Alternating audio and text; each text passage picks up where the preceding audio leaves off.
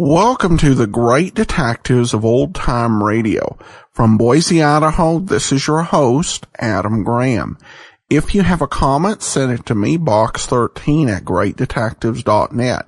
Follow us on Twitter at Radio Detectives and become one of our friends on Facebook, facebook.com/Radio Detectives. Well, before we get started, I do want to let you know that this program is brought to you by the financial support of our listeners. And I especially want to thank Edward for his support. We'll send access to the premium site, as we do with all donations of $7 or more. Well, now it is time for us to take a listen to a Lux Radio Theater presentation of Lady in the Lake. Lady in the Lake was originally released during the war, and it was Raymond Chandler's third Philip Marlowe story.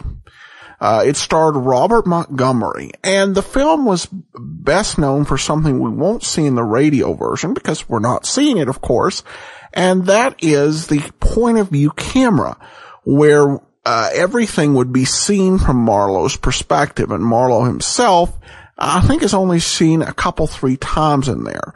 So, everything's kind of coming at, Marlowe. So, somebody will, you'll see Marlowe's hand grab a cigarette, but it's all through Marlowe's eyes. But of course, radio version doesn't have that advantage or perhaps disadvantage depending on how you look at it.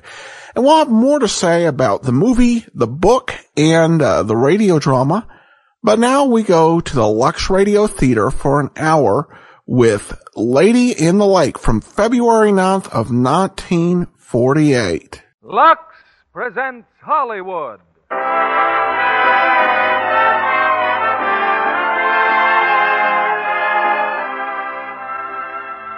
Leifer Brothers Company, the makers of Lux Flakes, bring you the Lux Radio Theater, starring Robert Montgomery and Audrey Totter in Lady in the Lake. Ladies and gentlemen, your producer, Mr. William Keighley.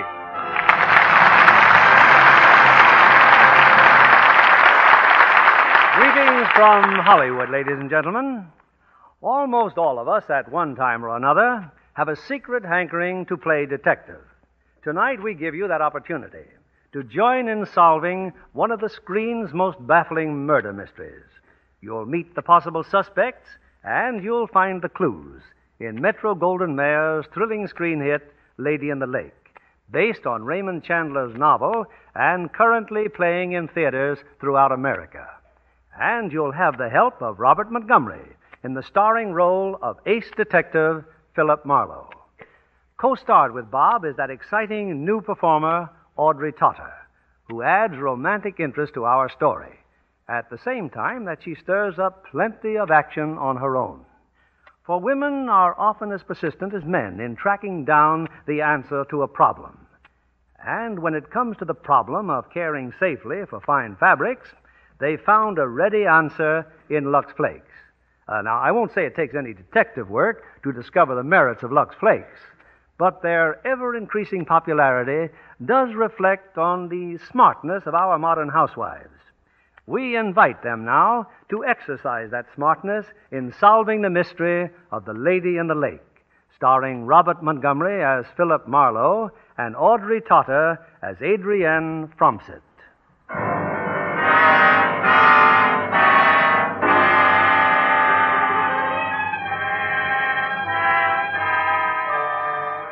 My name is Marlowe, Philip Marlowe. Occupation, private detective. You know, somebody says, follow that guy, so I follow him. Or, find that female, so I find her. And what do I get out of it? $10 a day in expenses. Right now, you're hearing a lot about a murder. They call it The Case of the Lady in the Lake. That's a good title. It fits.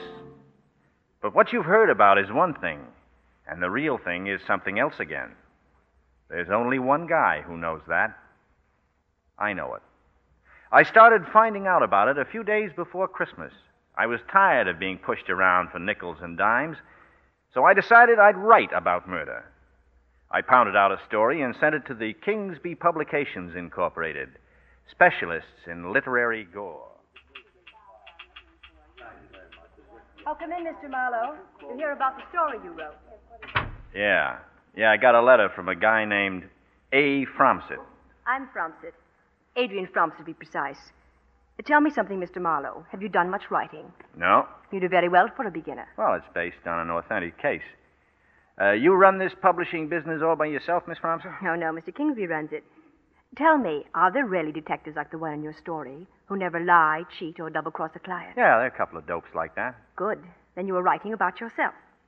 Look, you don't really want to buy my story, do you? I was about to offer you $200. Oh, no, you weren't. Why don't you quit being cute? The real reason I'm here is because you want a smooth operator who keeps his mouth shut. When you read my story, you said, that's my boy. He's dumb, he's brave, and he's cheap. Am I right? Partly. Then why all this Mickey Mouse about my story? I want you to find Mr. Kingsby's wife without his knowing you're looking for her. She's a vicious woman, a liar. I don't want to be nosy, Miss Fromsett, but what makes that any of your business? I handle all of Mr. Kingsby's affairs. He wants to divorce her. And I don't like your manners. I'm not selling my manners. I'm not selling my story either. I don't like getting mixed up with a tricky female, even one as good-looking as you, who wants to dispose of the boss's wife just so she can marry him herself. People don't talk to me like that, Mr. Marlowe. Maybe somebody should talk to you like that more often. I beg your pardon? Oh, Gomindery. This is Philip Marlowe. He submitted a story. Mr. Marlowe, Mr. Kingsby. Aye. Always nice to see one of our writers, Mr. Marlowe. But he isn't one of our writers. He just turned down an offer of $200. Rather indignantly, too. But maybe he's right, Derry. This story has part of Mr. Marlowe's soul in it. I would say it's worth $500 as souls go these days. Congratulations, Mr. Marlowe. A businessman as well as a writer, eh? And a private detective. Detective? And that's what makes the story so authentic. It's so full of, what would you say it's full of, Mr. Marlowe? Short sentences. Adrian, if there's anything you want before I leave. I don't believe so, Derry. Oh, good night, darling. Good night. Glad to have met you, Mr. Marlowe. Yeah. $500, eh? $200 for your story, $300 for your services in finding Mrs. Kingsby. You don't need any help there, darling. Not you. Please don't be too difficult. I do need help. Like I need 4 thumbs. I wonder how it would be to discuss this over a couple of ice cubes. Would you care to try? Imagine you needing ice cubes. Sure, Miss Fromsett. Let's try.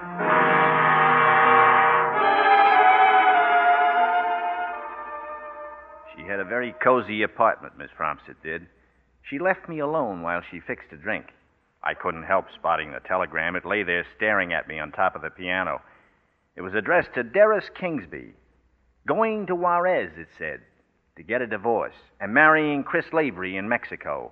Your loving ex-wife-to-be, Crystal. If you're going to take this case, Mr. Marlowe, the first person you should see is Chris Lavery. Oh, who's he? Crystal Kingsby ran away with him a month ago. Or so we thought. A month ago, eh? Take him that long to get to El Paso? Who said anything about El Paso? That telegram on the piano. Why didn't you tie it on my ear? I might have found it quicker. Oh. What's the mystery if Kingsby's wife is in Mexico? The mystery is that Chris Lavery's here in town, and she isn't. She's vanished. And the telegram's a phony, huh? Must be. Maybe you had it sent. You're very funny. If she's missing, why isn't Kingsby looking for her? I don't know. Maybe thinks she's off on a toot. But a Mexican divorce with no property settlement? Oh, no, that's not Crystal. Besides, she'd never marry Chris Lavery. Why not? You don't marry the Chris Laverys of this world. You just lend them all the money they need and forget to ask for it back. You seem to know all about him. I see I'm wasting your time, Mr. Marlowe. Why don't you just run along now and play with your fingerprint collection? Yeah. Lavery, eh? Where does he live? Bay City. 676 Altair Street. The edge of the canyon. And you hope he throws me into it, huh? One more question, Miss Fromsett. What would happen if I kissed you? Why don't you try and see? You always close your eyes when you think somebody's going to kiss you? What stopped you? Did you close your eyes when Lavery kissed you? Get out. You want to marry Kingsby because Lavery jilted you, huh? Get out. Sure, and I'll see Lavery. But don't try to be cute anymore. Just edit my manuscript. Yes. I plan to smash the emotion right out of it. That's the manuscript. This is me. Good night, sweetheart.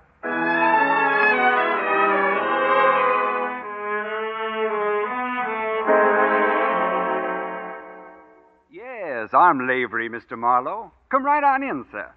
Well, I declare, business must be bad if you have to go from door to door soliciting clients. Look, Uncle Tom, I don't need a job. I've got one, and if you tell me where Mrs. Kingsby is, I'll stop bothering you. I haven't seen Crystal in 2 months, and I've never been to El Paso, if that's what you're about to ask. Oh, you know about the telegram, huh? Why, yes, Miss Adrian told me. Miss Adrian did she? Well, I guess there's nothing to do then but go to the cops. For some reason, Mr. Marlowe, I don't think Mr. Kingsby would allow that, sir. He might have to protect himself in case anything's happened to his wife. Happen, sir? Crystal Kingsby has money. Once in a while, boys like you have to make it the hard way. You offend me, Mr. Marlowe. Loosen up, Leifer. You'll save yourself a lot of trouble. I never speak disrespectfully of a lady. Not even one as fascinating as Mrs. Kingsby was. Was? Sir? Oh, just a slip of the tongue, Mr. Marlowe. No, I don't hanker for any part of Mrs. Kingsby. The little lady must have sent that telegram just to embrangle me. Embrangle you? Oh, yes. You're a Yankee. You wouldn't understand. But pardon me, sir. Do you have the time? What's the matter? Your clock embrangled, too? Pardon me, sir. Do you have the time? Do you have the time?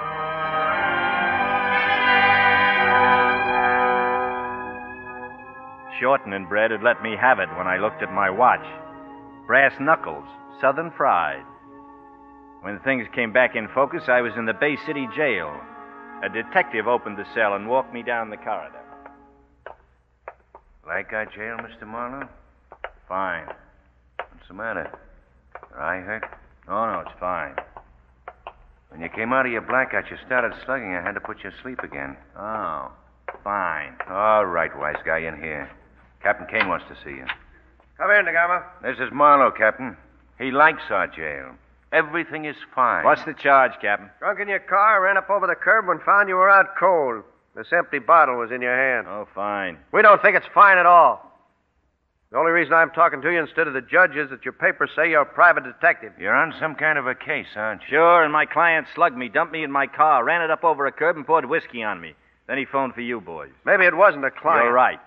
It was a southern gentleman named Chris Leifer. Who is your client? I don't reveal my client's name. You're talking to the police. The names of my clients are confidential. If they weren't, I wouldn't have any clients. Okay. But that private license doesn't give you the right to start trouble in Bay City without letting me in on what you're after. I don't like private dicks, Captain. I never met one yet that wasn't a crook. I've heard of people that don't like cops. That seems impossible, doesn't it? Your car's in back of the jail. Get in it, Marlowe, and get out of this town.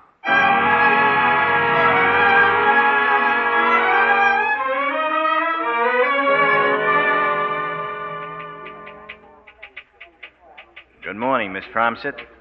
How did you get in here without being announced? I told the receptionist it was an emergency. You looked like an emergency. Well, it's an old sickness. Reoccurring black eyes. Mr. Leifer impressed you? His brass knuckles did. Well? Well, nothing. I woke up in the Bay City jail. We're right back where we started. Yeah, maybe this is a good place for me to get off. What do you want for $300? A funeral? You were hired to find Crystal Kingsby. Would it be asking too much to start working as a detective? Crystal Kingsby was last seen at Little Fawn Lake. That's a place in the mountains beyond Arrowhead. A few cabins and a private lake owned by Mr. Kingsby. Drive up there and talk to the caretaker. Excuse me, Miss Fromsett. Yes? There's a man here to see Mr. Kingsby, a Mr. Floyd Greer. Greer? He's a newspaper man. He says it's about something that's happened at the lake, Miss Fromsett. I'll find Mr. Kingsby. Show Mr. Greer in. You'd better sit down, too, Mr. Marlowe. So you're a reporter, Mr. Greer. What can I do for you? We just got word about tragedy at Little Fawn Lake, Mr. Kingsby. Tragedy? Do you have a caretaker named William Chess? Well, yes, I do. He's suspected of murder. His wife was found drowned in the lake. Muriel? That's right, Muriel Chess. How long since you've been up there, Mr. Kingsby? Oh, not since last month. How about your wife? Would she know anything about Muriel Chess? Of course not. Nothing more than I would. Mr. Marlowe, would you mind stepping out in the hall with me? Excuse us, please. You'd better get right up to the lake. You think Crystal Kingsby shoved this lady in the lake, eh? It's quite possible she hated Mrs. Chess. And you like the idea, don't you? Yes, I do. Find out what happened and report to no one about it but me.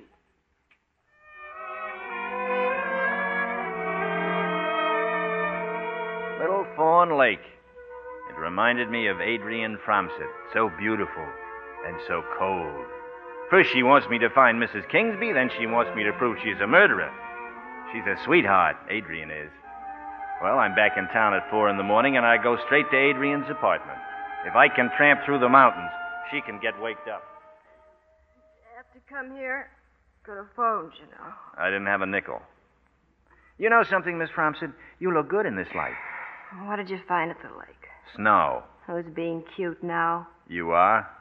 There'll be an item on your bill for the bribes I spent finding out that Muriel Chess had another name. What name? Mildred Haviland. Ever hear of her? She married your boss's caretaker because she wanted a place to hide. It seems that a cop was after her. What's this got to do with Crystal Kingsby? Crystal Kingsby and Muriel, or shall I call her Mildred, had a fight over a man. What man? The guy I was slipping the $20 bills to kept claiming he didn't know. But I suppose you do. Yeah. Look what I found. An ankle bracelet. Engraved to Mildred from Chris. It was hidden in Kingsby's cabin. Oh, there could be any number of Chris's. Oh, come on now, Miss Fromsett. Lavery's our boy. That ties him up with 2 women. Crystal Kingsby and Muriel. You think he drowned Muriel Chess? He would have drowned me if there'd been any water handy. Oh, no. Crystal did it. Maybe you could find something else. A gun, maybe. Oh, look. Just give me the dough I put out for expenses, and I'll go on home. Without finding Mrs. Kingsby? Why don't you concentrate on just looking beautiful? And quit worrying about guns and dead females and missing ones and that $1 million you want to marry, huh? Crystal drank a lot. She had a violent temper. Start being a woman. Quiet down long enough to hear your heart beat. You might wake up and find it's a different world. I'm paying you to wake up and find Crystal Kingsby. Okay. I'll go back and see Lavery. No, you stay away from Lavery. Go back to the lake. You did fine there. All right, but only because you're so full of persuasion. So full of, what would you say you were full of, Miss Fromsett? My, you're being backward for a detective? No.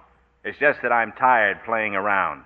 As far as the next woman in my life is concerned, it's everything or nothing. Then it better be nothing. You'd be crazy to fall in love with me.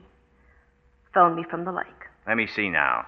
I'm not to fall in love with you, and I'm not to see Lavery. That's it exactly. Good night, Mr. Marlowe.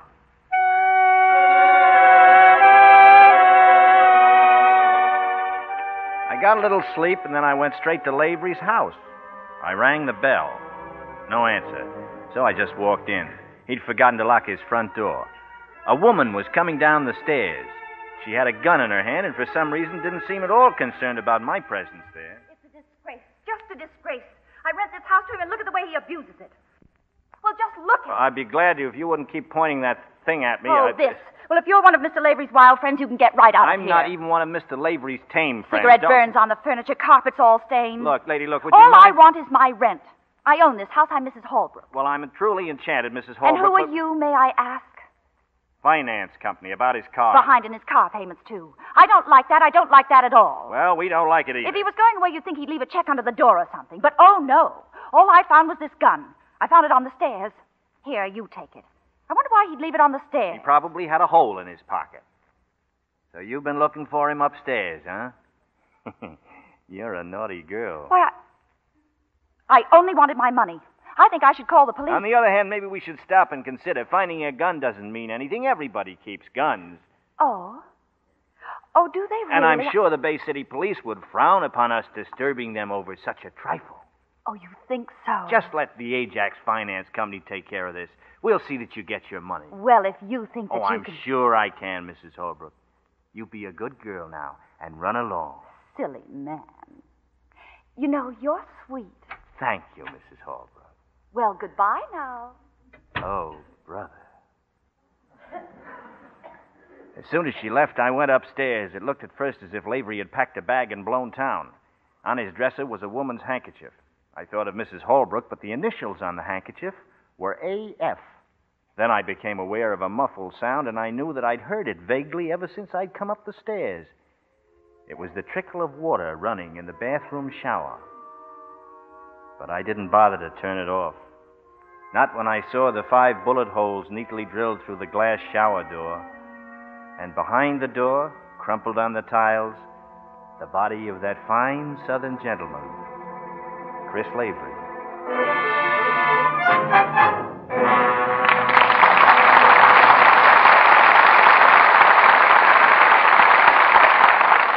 our stars return in Act 2 of Lady in the Lake. Here's Libby Collins, our Hollywood fashion reporter. Reporting on one of the loveliest trousseaux I've ever seen. Who's the lucky bride? Well, someone you'll never see on the screen. She was the stand-in for Celeste Holm in Darrell F. Zanuck's Gentleman's Agreement. Oh, any part in that picture would be a great experience. It's a remarkable document of present-day intolerance. Made outstanding by the fine performances of Dorothy McGuire, Gregory Peck, and Celeste Holm. No wonder it was voted the best picture of the year by the New York Motion Picture Critics. While Gentleman's Agreement was in production, Celeste showed me the wedding present she'd bought for her stand-in. What was it? The laciest, filmiest negligee and matching nightie she could find. I hope she added a box of Lux for luck. Well, I suggested that. Of course, Lux and Celeste are old friends. Well, then she'll be especially interested in the wonderful news about Lux. It's the result of wartime research, but the new Lux couldn't be produced until new machinery was designed and built. Now it's ready. There's nothing in the world just like these new, tiny diamonds of Lux. So shimmering white, so sheer, so tiny. They not only look different, they act different. They are different. They're so much faster. Right. The little diamonds burst into suds at the touch of water. Wait till women see those thick, abundant suds that last and last. Ladies, just compare these new diamonds of Lux with any other soap you've ever used. They give richer suds. And they keep undies lovely 3 times as long. Many tests prove it. That's just like getting 3 pretty slips for the price of 1. Smart girls avoid harsh washing methods. Always give undies gentle Lux care. You can be sure anything safe in water is safe in this new Lux. We return you now to William Keighley. Act 2 of Lady in the Lake, starring Robert Montgomery as Philip Marlowe and Audrey Totter as Adrian Fromsett.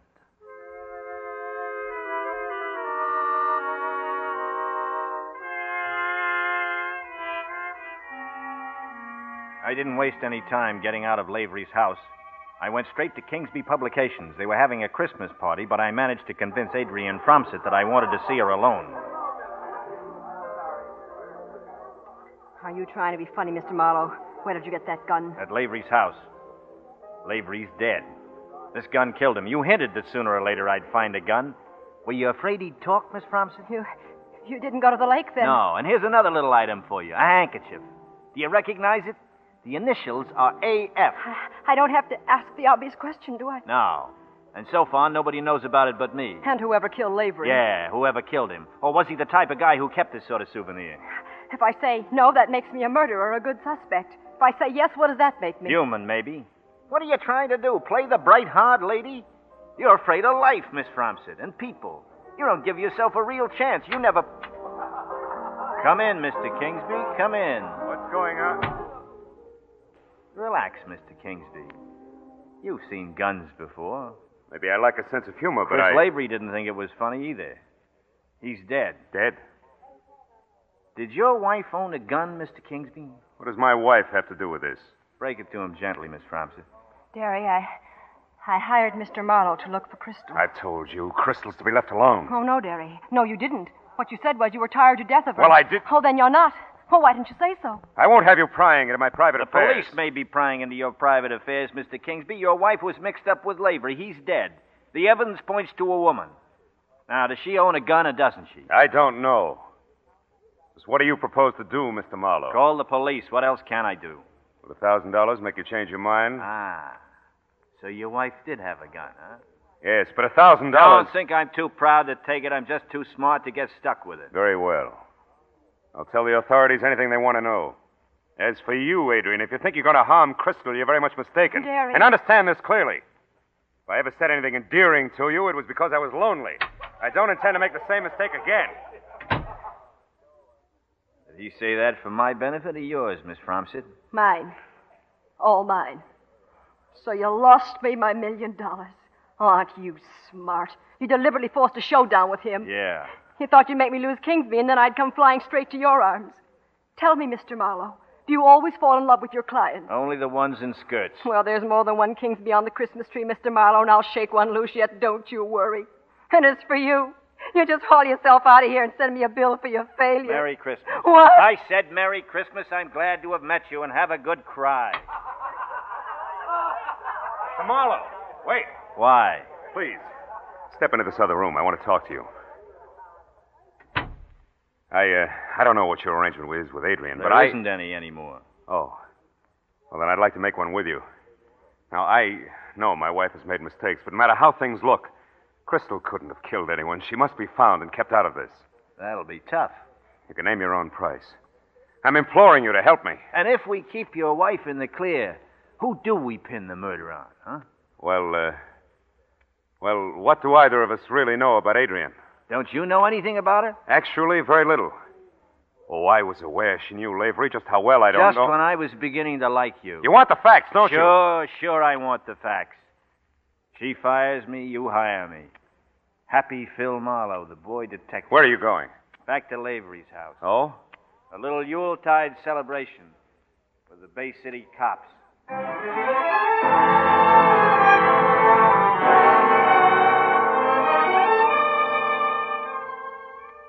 mean to say you've been handling this gun? How stupid are you, Marlowe? I'm giving you the gun, DeGarmo. Maybe I should have tossed it down a sewer. You got an alibi, Marlowe? I told you about Mrs. Holbrook, Captain. She was here ahead of me. It could have been her. And it could have been you. You said you'd come back and get Leifer. Not in those words. But in that tone. I told you not to start trouble in this town. Now, who's your client? This time you better tell me. His name is Darris Kingsby. He runs a string of magazines. Keep talking. His wife ran out on him about a month ago from a place he has up in the mountains, Little Fawn Lake. Who did she run off with? Well, a good guess would be Leifer. I came here the day before yesterday to ask Leifer if he knew where she was, and for my pains, I landed in the can, in case you've forgotten. We remember, people. What was Leifer's story about Kingsby's wife? He said he hadn't seen her in 2 months. After you turned me loose, I went up to Little Fawn Lake. Why? Because something peculiar happened up there. They found a woman in the lake, a dame named Muriel Chess. Just stick to what happened here. I am. This Muriel Chess had an ankle bracelet. It was given to her by somebody named Chris. So what? So she's dead, and upstairs is a corpse named Chris. I see. So you go through this joint, take the gun, collect or steal anything you can, and finally get around to calling us. Well, I don't buy it. What do I care about a drowned dame in a lake? Man's been murdered here, and that's enough for me. Who are you trying to cover, Marlowe? I've told you all I know. Okay, big shot. I'm going upstairs, DeGarmo. I'll see how the coroner's doing. You ever been to Little Fawn Lake, DeGarmo? You look kind of interested. We ask the questions, people. And when I mentioned the lady in the lake, you look still more interested. You heard me. Ever hear of a girl named Mildred Haviland? There was a fella up there a few weeks ago looking for Mildred Haviland. They tell me he acted like a cop. A tough cop with bad manners. Like you. What's Mildred Haviland got to do with it? She and Muriel Chess were the same girl. She changed her name because she was trying to hide from this tough cop. Does it add up? No. I think it does. They gave me a pretty good description of that cop. They said she... I was about to say that this female had a shady past, and I think you know something about her. That sort of confirms it, doesn't it, DeGarmo? Now we're getting somewhere. You stick your nose in my business and you'll wake up in an alley with the cats looking at you. What did she do, this Mildred dame? Bump somebody off down here? Is that what you had on her? All right, Marlowe. Cut it out. What's going on here, DeGarmo? He got cute. Put your gun away. You keep on acting smart, Marlowe, and you'll see what happens. The only reason I'm giving you another chance to talk is because of what the coroner says. He claims Leifer was killed last night. That doesn't let you out, though. I'll say it doesn't, people. Come on, talk up. You better take a walk, DeGarmo. If you'd let me work him over just a little while. Go on. Take the night off. Yes, sir. Now, if the coroner's right, how can you prove where you were last night? I didn't leave Little Fawn Lake till after midnight. I stopped at Red Service Station halfway down the mountain and got gas. Uh-huh. In San Bernardino, I got a cup of coffee at the Dinner Bell Diner. The waitress with the big eyes will remember me because it was 2 a.m. and I was the only customer in the place. What about Mrs. Holbrook? Oh, you'll love Mrs. Holbrook. She's charming.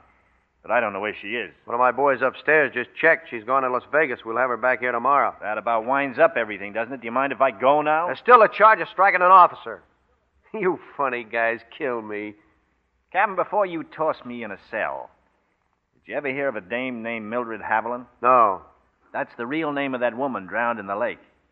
Ask DeGarmo about her. Why should I? Because DeGarmo knew Leifer and he knew Mildred Haviland. Well, they're both dead. That's a big statement, Marlowe. Why do you think DeGarmo slapped me around? Look, you turn me loose and I'll do some finding out tonight. You can, too, by talking to DeGarmo. You know what you're doing, don't you? You're practically forcing on me the rottenest job a police official can have, investigating one of his own men. I'll work with you in any way you want. All right. Here's what you do. Call the desk sergeant and get him to give you a nice, quiet cell. Oh. For a minute, I thought you were on the level. But you want me out of the way, don't you? So you and DeGamo can fix this up any way that suits you. Why, you... This wasn't Christmas Eve, and if my kids weren't waiting for me to... All right, you didn't murder Leifer. The charge of taking a swing at DeGarmo is dismissed. Just do me a great big favor and get out of here. Go on, Flo.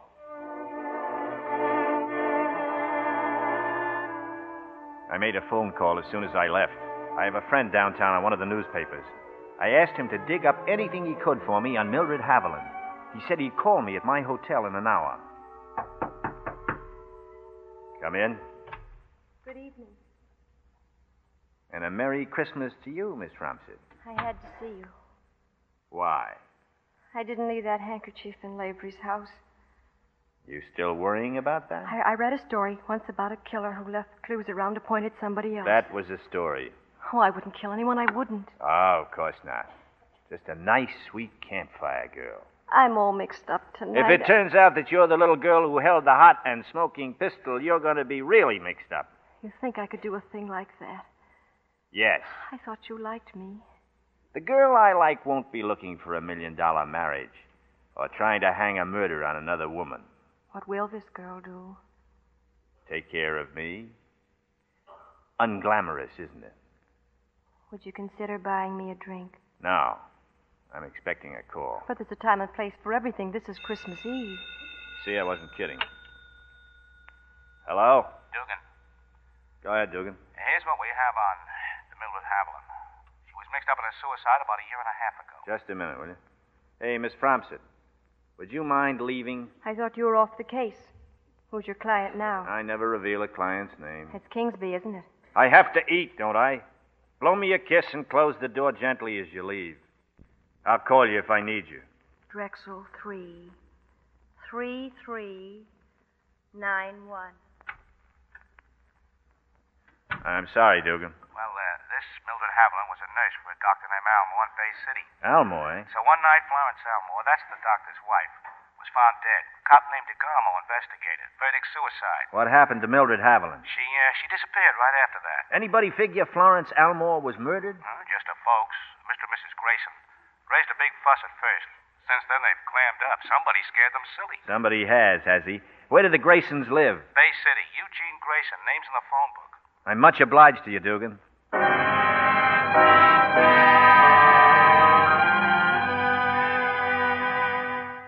What name did you say? Marlowe. I'm a private detective, Mr. Grayson. I want to talk to you about your daughter. You leave us alone. We told the police everything. I only want to help you, Mrs. My Grayson. daughter's dead. Can you bring her back? We've had just about enough, Mr. Marlowe. He was here before for 1 solid hour. We don't want to talk anymore. He was here, eh? That cop. He thinks she committed suicide, doesn't he? Well, I don't. I think your daughter was murdered. I think Mildred Haviland murdered her. Get out. He covered up for her. That's why he wants to keep you quiet. My wife told you to get out. Haven't we had trouble enough?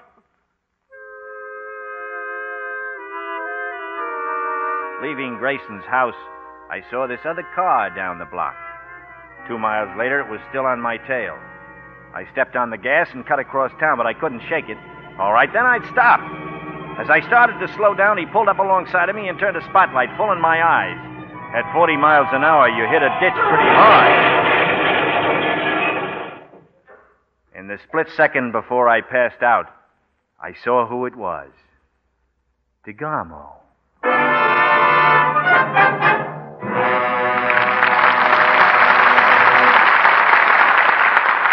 We pause now for station identification.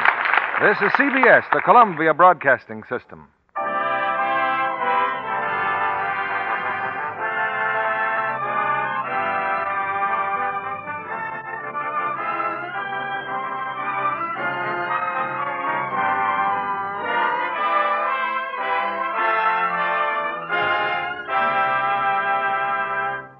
Our stars will return in a moment with Act 3 of Lady in the Lake. Our guest this evening is lovely blonde Dorothy Patrick, who won so many admirers as Mrs. Jerome Kern on the screen. She's just completed her latest picture in brilliant company. Robert Taylor, Audrey Totter, and Herbert Marshall. Do you think the fans will envy your playing Bob Taylor's wife in Metro-Goldwyn-Mayer's new thriller, High Wall Dorothy? Well, perhaps, until he's accused of murdering me. You know, Bob Taylor does a marvelous job with his spine-tingling role. That picture packs plenty of mystery and high-powered drama. Oh, and romance, too. Yes, you and Audrey Totter, who, by the way, is in our radio play tonight, have won high praise from the critics for your performances. And from women for your smart costumes. Audrey and I were both ecstatic about some of the gorgeous blouses designed by MGM for her to wear in the picture. John Kennedy may be interested in what happened one day when we were lunching at the studio. What was that, Dorothy? Well, someone jiggled the waiter's arm and he spilled some bouillon on Audrey's blouse, the one she was wearing for a scene in High Wall. She was almost sure it was ruined, but... But the wardrobe department came to the rescue with Lux. Well, how did you know? Oh, it happens every day. In Hollywood studios and in homes all over the country. That's not news. But there is big news about Lux. Lux has been improved. Yes, wonderful as Lux has always been, these new tiny diamonds of Lux are even better. Well, that's certainly interesting news, John. Women everywhere will be thrilled with these new tiny diamonds of Lux. They're so shimmering white and so sheer and so tiny. They look different from any other soap, and they act different. They are different. They're so much faster. Why, you can see the little diamonds burst into suds at the touch of water. And they make richer suds that last and last. And, as Libby Collins can tell you, they do more for you, too. That's right. The new diamonds of Lux actually remove soil other types of suds can't. They leave things cleaner, fresher. Colors stay lovely up to 3 times as long. Many tests prove it. So it's wise to avoid harsh washing methods. You can be sure anything safe in water is safe in this new Lux. Here's Mr. Keeley at the microphone. Act 3 of Lady in the Lake, starring Robert Montgomery as Philip Marlowe and Audrey Totter as Adrian Fromsett.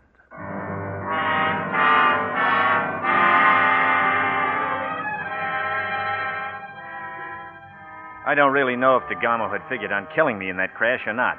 I don't think it much mattered. In any event, I'd be taken care of. When I came to, there I was, soaked in whiskey and an empty bottle on the floorboards. But I got one break. I didn't sleep quite as long as DeGamo figured. I must have looked real cute crawling out of what was left of my car. I was dizzy and sick, my face so bloody and my legs so numb I couldn't walk. Across the highway was a gas station. It was closed for the night, but outside was a public telephone booth. Number, please. Los Angeles. Number, please. Drexel. Drexel 33391. Your number, please. Bay City 187. Thank you. Deposit 15 cents for 5 minutes, please. You deposited too much, sir. When Shut you up. finished your call... Shut up and get me my number.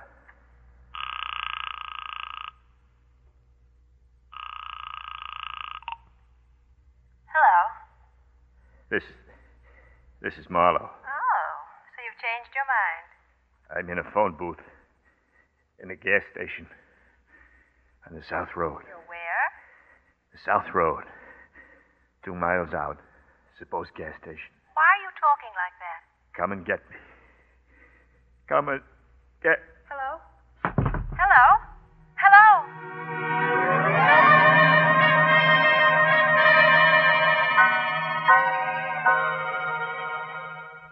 Well, so you're awake. How do you feel? The way I look. You look a lot better than you did in spite of the iodine. I've been working over you for an hour. How did I get here? I brought you here in my car. From then on, the doorman helped me. Doesn't the doorman think anything of dumping bruised, unconscious men on your living room sofa? I told him you were drunk and had fallen down. Afraid you'll call the police? Oh, no, I love policemen. Especially one named DeGamo. Who's DeGamo? Just a hard-working cop who figured to frame me the same way Leifer did. He pulls this little stunt and then calls headquarters saying he's a public-spirited citizen reporting a drunk driver. Only you got to me first. Much obliged. What's DeGamo got to do with all this? That's what I keep asking myself. How did he know I was going to visit Florence Elmore's folks? Who? A girl who committed suicide, maybe. About a year and a half ago. Well, why wonder? Just get off the case. Why be a private detective at all? Why eat? You only get hungry again. Oh, you don't have to make a living that way. You can write, remember? And I can help you. Oh, we'd be fine together. In everything, we'd be fine together. If only you'd... If only I'd what? Oh, you don't think you can trust me. I want you to know that you can. It's true, I've been a long time wanting things. Thinking I wanted things. What do you want now? I want to take care of you. Maybe it isn't glamorous, but I want to be your girl. That's what I want for Christmas, and don't you laugh at me. I'm not laughing. Come here. You close your eyes, too, don't you, darling? Why are you frowning? You're still not convinced I didn't kill Lavery. Yeah. How can you think that? I have to think of everything. Oh, don't. Just think of me. Quit being a detective, please. I can't. Till this is over. You're in love with me. I might have killed someone, but it doesn't matter. It has nothing to do with it. Oh, I was going to be the bright girl with big league boots and a glass heart stepping over people. It must have been somebody else. I'm going to start out all over again. Promise it? Crying? I always do on Christmas Eve. Oh, I wish I could tell you how I feel. You mean you've got that, I'm scared, but it's wonderful feeling? Yes. Scared, but it's... Yeah. Scared. Well, you're not scared of me. I don't know. I'm glad. It proves how you feel. You see, I'm glad about everything. I've never felt this way before. You go to sleep now. I'll see you in the morning. Good night. Good night.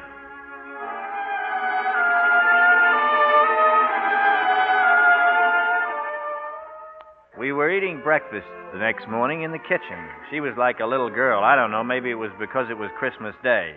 Anyway, she had our future together all figured out. The first thing we'll do is leave here and go to New York. Yeah, New York, sure. What'll we use for money? Oh, we can start with the story you wrote and go on from there. We'll make lots of money. Together we'll own the world. Sure, and if you're the guilty girl, where does that leave me? Besides, I got another worry this morning. Oh, what other worry, darling? DeGarmo. By now he knows I'm on the loose. He'll start on the prowl for me with a cold, howling heart of hate and a gun full of bullets to stop me from talking about what I don't know. Oh, but you're safe here, at least for... I won't answer it. You better answer it. No. Adrian, open the door. Kingsby. Let him in.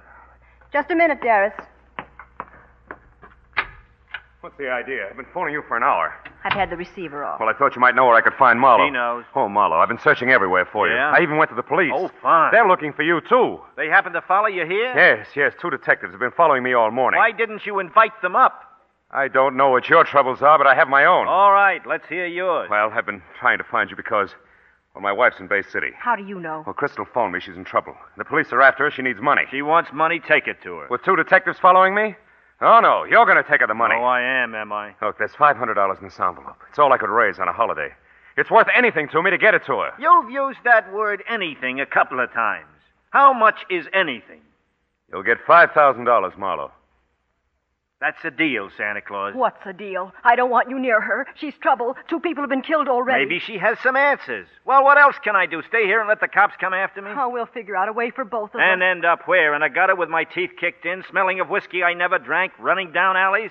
The only way out of this is to see Crystal to solve things. Oh, let someone else And then solve there's it. the money. $5,000, just in case my typewriter breaks down and I can't write stories. It's enough to start on. And more than enough to bury you with. No, I won't let you go. Still trying to make me duck the wind-up, eh? Why? Any personal reason? No, don't be ridiculous. I'm not. If I run away and never find the answers, I'll never know for sure about you. Will I? All right, then. Go. Where do I meet your wife, Mr. Kingsby? In front of a cocktail bar called the Peacock Cafe. It's on the main boulevard near 14th Street. Here, take my scarf. Wear it. She'll recognize You it. leave first, Kingsby. Take those detectives on a tour of Chinatown. Keep them following you while I go down to Bay City. Good luck, Marlowe. Thanks. You realize, of course, it may be a trap that Kingsby set for you himself? Yeah. Oh, please don't go. I told you once it's everything or nothing. I'm going to trust you. If you're not on the level, I'll get a head full of bullets. If you are, I'll see you in Bay City. Get hold of Captain Kane and come after me. Well, how do we know where to find I'll make you? Crystal take me to wherever she's hiding out. You'll phone me from there? Maybe I won't be able to. Well, then how will we... There's a box of rice in your kitchen. quoting a girl named Fromset. I read a story once how a detective carried rice around in his pocket. It left a very nice trail. Maybe it'll work again. Are the keys in your car? Yes. I'll go down the back stairs to the garage. Goodbye, Miss Fromset. You've been charming company. Wait. This is the payoff, isn't it? Say that again about the... I'm scared, but it's a wonderful feeling. I'm scared, but it's wonderful. Goodbye.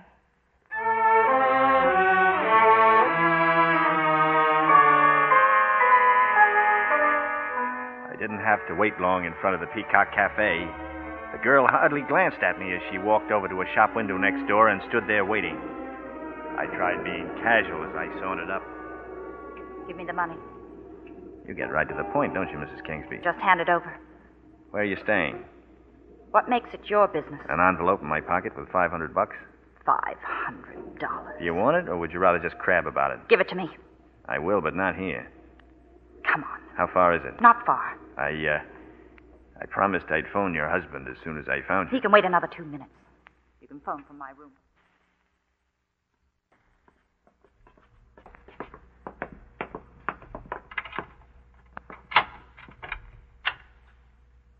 After you, Mrs. Kingsby. Close the door. Yeah. It's kind of hot in here, isn't it? I wouldn't think of my guest being uncomfortable. What's out there beyond that window? The roof? You must come again sometime. We'll take a sun bath. Now quit stalling. It's convenient having a pair of them, isn't it? Pair of them? A pair of little guns that kill just the same as big guns. Why don't you take it out of your coat pocket? Yes, I will. It is nice, isn't it? Now, if you'll hand over that envelope. That was a good act you put on as Mrs. Holbrook, the landlady. You weren't so bad yourself as the finance company. The cops say Leifer was killed the night before we met. What I can't figure is what you came back for the next morning. I was looking for money, and I still am. I'd be crazy to carry any money with me. Think of my trading position. Where is it? If you haven't got that money, You'll what? Shoot me? Don't you think I will? Sure I do, Mildred. What? I said, sure I do, Mildred. You don't think I really believe you're Crystal Kingsby, do you? Although Kingsby believed it when you talked to him on the phone, didn't he? No, you're Mildred Haviland. You murdered the Almore woman. I didn't. She was asphyxiated in a car. It was an accident. And the lady in the lake, instead of being you, is Crystal Kingsby. Was that an accident? Yes. Yes, it was. Crystal and I, we traded clothes one night, and she had on my things and I had on hers, and we went across the lake to see if we could fool Bill Chess, my husband. And Crystal fell in the lake and sank to the bottom, Yes. huh? Yes, she did. I didn't know what to do. So you ran away to El Paso. You met Leifer there. His death was an accident, too, I suppose. He took a gun into the shower bath. I don't know. I don't know Leifer was the only man who knew the real identity of the lady in the lake, wasn't he, Mildred? I'm through talking. And you'd better have that money on you. You can't shoot, Mildred, not with a safety catch on. Here, let me fix it I'll for kill you. Get that gun out of your head. Come on. Let me give you a tip, Mildred. Never try to shoot a man when he's looking at you. I'm frightened. Oh, I'm so frightened. Get me out of here. Please, please take me with you. I'll bet that act went over big with Leifer. Please. It went over big with DeGarmo, too, didn't it?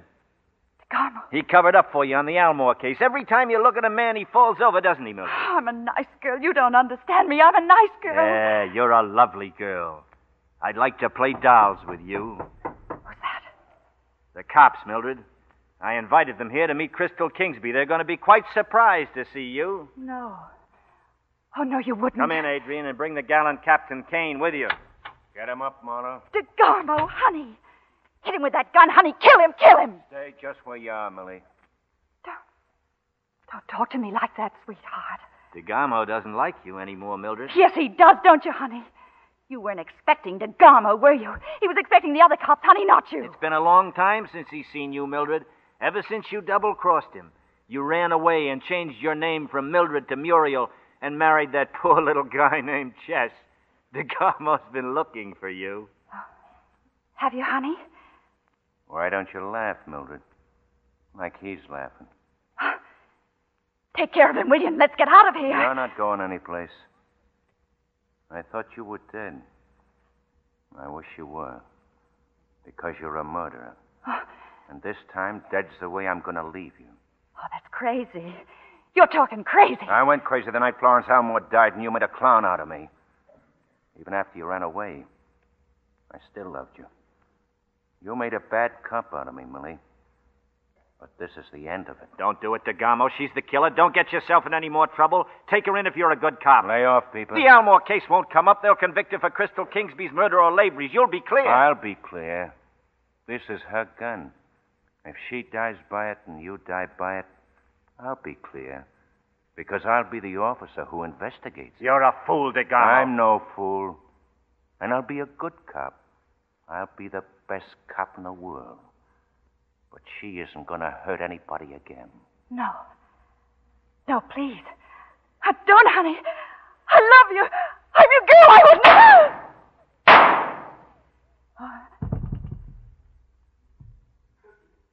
First you cover up a murder for her, and then you kill her. It doesn't make any sense, does it, DeGamo? Some things don't. Petticoat fever, eh? Yeah. We all get it, people. We all get it. I once had petticoat fever myself. I took a chance and lost. When you walked in that door instead of Kane, a lot of things suddenly ended for me. I'm scared, but it isn't wonderful anymore. I'll say you lost. My drunk driving frame didn't stick, but this one will. How does it feel dying in the dirty middle of somebody else's love affair? I don't want to seem selfish, but I'm thinking of my own. I followed your ice here, Marlowe. Thanks a lot. I followed it, and I kicked it into the street so nobody else would follow it. So don't be expecting any friends or relations. How did you know about it? How do you suppose? Your girl, Adrian. That's a lie. How else do you think I know? That was a cheap gag, that Rice. But that's the way all private dicks end up. A last cheap trick. A cheap double cross. You're in the same boat I am. But you're going to be in it dead. Kane, I never thought you'd get here. Gags. Still thinking of gags. You want me to turn around, huh? There's nobody out on that roof. How crazy do you think I am? Be careful, Kane. That gun of his is pointed right at me. Cut it out, Marlowe. Get him with the first slug, Kane, or he'll get me. I'm getting you right now. Gags. Nothing but gags. Marlowe, you all right? Yeah, I'm all right. What about him?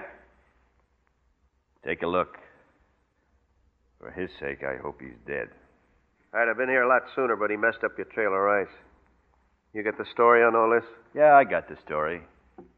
All right, let's have it. I'll write it. I'll see that you get the first copy, fresh out of the typewriter. What about her, this dame? Mildred Haviland. She murdered the Almore woman, Crystal Kingsby, and Chris Lavery. Oh? DeGamo killed her? Yeah. He had a wonderful motive. He was in love with her.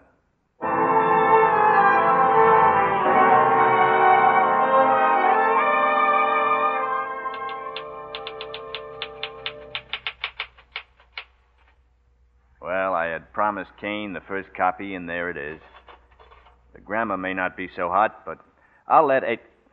Oh, yeah. You're wondering about her, aren't you? About Adrian. DeGamo had said she tipped him off. What had happened was that DeGamo had overheard Adrian's phone call to Kane. That's how DeGamo got to me first. Those things happen sometimes, but Adrian... May I come in? Come in. Have you got the tickets? Yes, to New York. One way. Are you scared? Mm-hmm. But it's wonderful.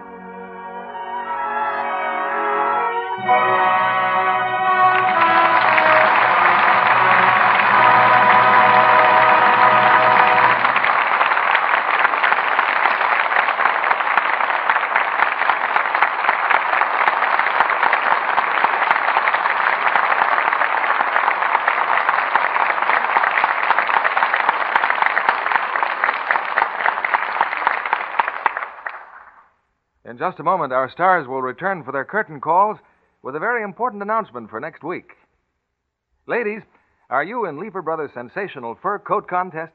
Remember, they're giving away $100,000 worth of furs and cash every week for 4 more weeks. First prize every week is a $3,000 mink coat. Next prizes are 3 fur coats worth $1,000 apiece, fur jackets, fur scarves, and 250 crisp $10 bills. 329 prizes every week. You're just in time to get in on the second of 5 big weekly contests. 1,645 prizes in all. So hurry. Your entry for this week's contest must be received by midnight, February 16th. Entries received after that date will be entered in next week's contest. You still have a chance to win over 1,300 prizes. It's easy to win. Here's all you do. On entry blank, available from your dealer, or any piece of paper, write 25 words or less telling why you like any of 6 famous Leifer products. Lux Flakes, Lux Toilet Soap, Lifebuoy, Rinso, Swan, or Spry. You can send in as many letters as you wish. Just be sure to enclose with each one a box top or wrapper from any one of these 6 products. Print your name and address on your letter, together with the name and address of the dealer from whom you buy your Leifer products. Mail your letter, together with box top or wrapper, to Leifer, Lever, Leifer Fur Contest, Box 1, New York 8, New York. Only residents of the continental United States, including Alaska and Hawaii, are eligible. These contests are subject to all federal, state, and local regulations and to complete rules printed on official entry blanks, which you can get from your dealer. Winners of the big prizes will be announced on this program. Here's our producer, William Keeley. In this season of awards, I wish we had a special radio award for tonight's stars, who gave such thrilling performances in Lady in the Lake, Bob Montgomery and Audrey Totter.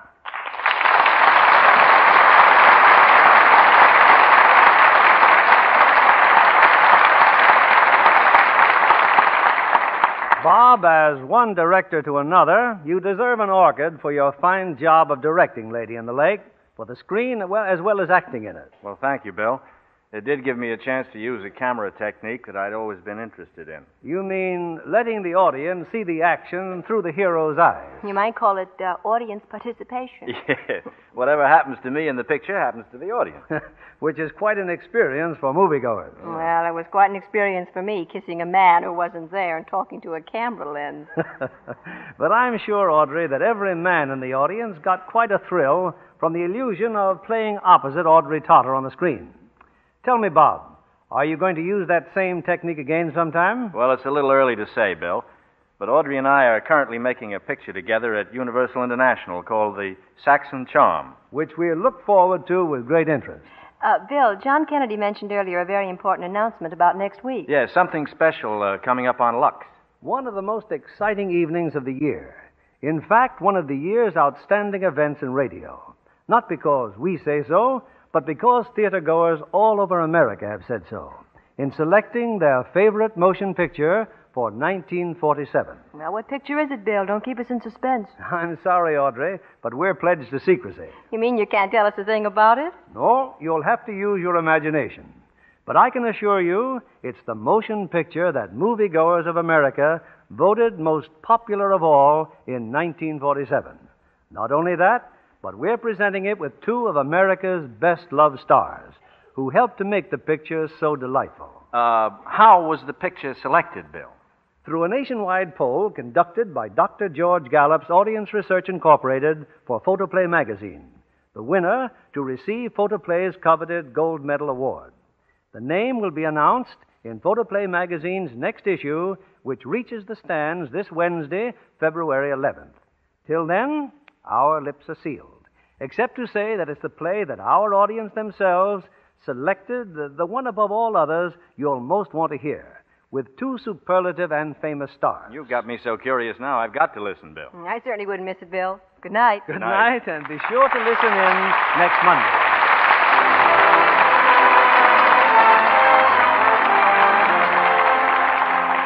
Leifer Brothers Company, the makers of Lux Flakes, join me in inviting you to be with us again next Monday evening when the Lux Radio Theater presents, with 2 great stars, the screenplay America voted as its favorite during 1947. This is William Keeley saying good night to you from Hollywood.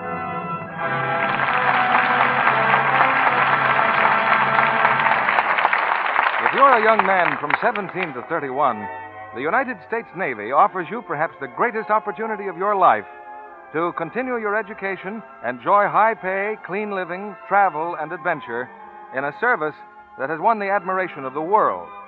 Get in touch with your nearest Navy recruiting office for full information on life in America's great peacetime Navy.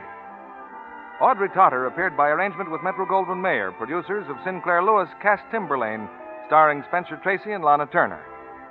Heard in our cast tonight were Tom Tully as Captain Kane, Gerald Moore as Kingsby, Bill Johnstone as DeGarmo, Francis Robinson as Mildred, and George Neese, Eddie Marr, Robert Griffin, Janet Scott, Herbert Butterfield, and Marie Windsor.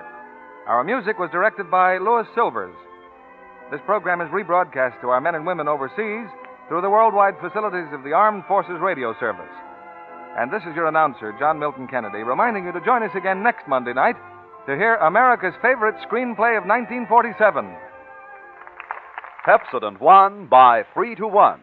Yes, in a recent survey, families throughout America compared new Pepsodent toothpaste with the brands they'd been using at home. By an overwhelming average of 3-1, they preferred new Pepsodent with Irium over any other brand they tried. They said new Pepsodent toothpaste tastes better, makes breath cleaner, makes teeth brighter. Yes, with families who made comparison tests, Pepsodent won by 3-1. Be sure to listen next Monday night to the Lux Radio Theater presentation of America's most popular screenplay of 1947. Stay tuned for My Friend Irma, which follows immediately over most of these stations. This is CBS, the Columbia Broadcasting System.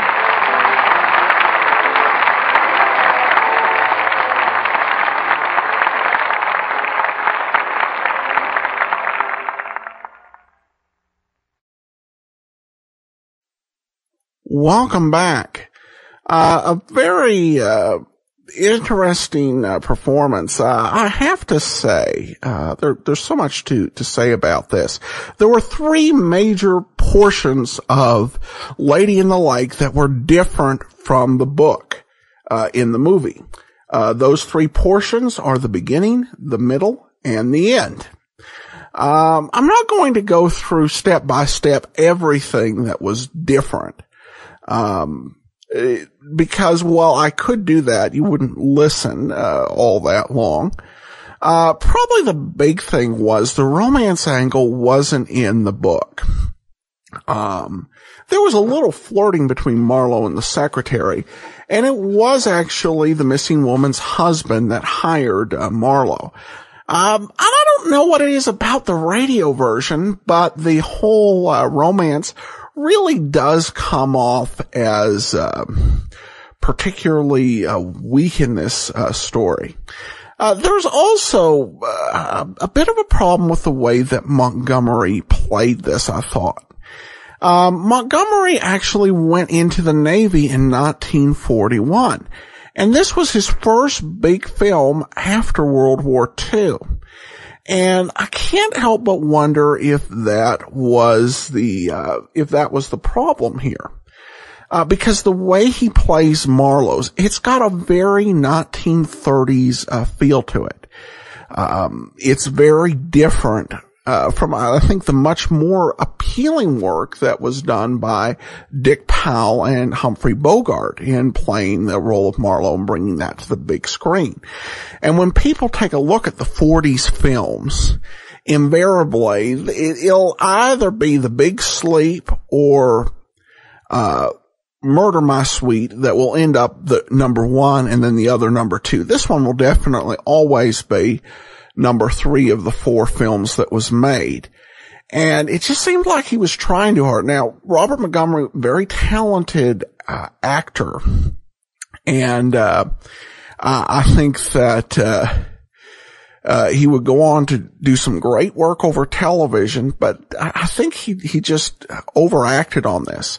I also have to say, in the film version, Audrey Totter did make her role work pretty well, despite the implausibilities. It didn't seem to work as well over radio, but that's probably what comes with compressing a 105-minute movie into a 50-minute radio play. There's just not time to get everything, and I think some of the relationship stuff may have been cut. It's been a while since I've seen that. The film's decision was bold, and it was the type of thing that would serve Montgomery well, particularly as he went into the 1950s and he'd have his own show, Robert Montgomery Presents. He wouldn't do that, but he would be a very popular, very well-made program. I think Philip Marlowe, for this type of experimentation with the camera like they did in the movie, was just a very odd choice. I do have to say the plot here is very much simplified from the original novel by Chandler. And I can't urge strong enough, if you're curious about the story, to check it out. To me, it really was, even with, a much better story, than the, film version. Because really there were some memorable characters, particularly up at the lake, that we don't get to see, and this either in the film or on the radio version. Small town characters. Great character they had was a small town constable that Chandler created, but not included in either the film or the radio version. I think that Lady in the Lake is right up there in that same echelon of brilliant hard-boiled detective writing that we associate with Chandler, just as Farewell My Lovely and The Big Sleep are. So I think the film version, just the way it was adapted, didn't quite serve well. To be fair, I think it would be a very tough story to tell. The mystery does have some great features and some good, solid, hard-boiled moments. Now, for those who've been listening for any length of time, we heard William Johnstone playing the heavy. And given that we heard Bill Johnstone playing in the lineup, might seem to be a bit of a miscast. But so was the film featuring Lloyd Nolan, who actually gave an outstanding performance. And Nolan's parts were usually a lot softer, a lot nicer guys. Probably best known for the Michael Shayne series, but did a magnificent job as Degamo. It's worthwhile listening and viewing, and certainly the viewing's at least worth watching once, but probably something I'd recommend checking out from Netflix rather than buying. But the book is better, and so is a radio drama from the BBC, if you can pick it up. The latest BBC adaptation is available, audible.com. The other really interesting thing is, and this has been the weird thing about all of these episodes we've done over the past, 5 of the past 6 weeks, where we've been doing the pre-Gerald Moore Marlowes, and Gerald Moore keeps popping up in other parts other than Philip Marlowe. It's the most uncanny thing. I'd never noticed that before. But in 4 of the 5, pre-Gerald Moore as Philip Marlowe plays out there, he plays another role in them. It's amazing because he was in both the adaptation of Murder My Sweet and of this, as well as in 2 episodes of the Van Heflin series. Well, he's been on the stage so much, we're going to get to that great series, the best Philip Marlowe radio series there was, starting next week, so be sure and listen to that. Join us tomorrow. We'll have Nick Carter, Master Detective, in, and let me go ahead and take a look if we've got any particular listener comments. Edward says, I greatly enjoy your podcast and listen to them every night as I fall asleep. I especially like your commentary of the episodes and on the history of radio detectives. Keep it coming. Well, thanks so much, Edward, and we will see you on Thursday. Follow us on Twitter, Radio Detectives, and follow us on Facebook, facebook.com/Radio Detectives. But from Boise, Idaho, this is your host, Adam Graham, signing off.